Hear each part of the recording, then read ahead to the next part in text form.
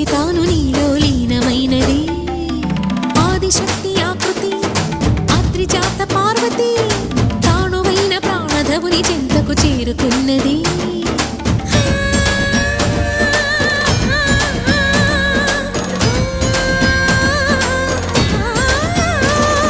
భవుని భువికి తరలించేలా ధరణి దివిని తలపించేలా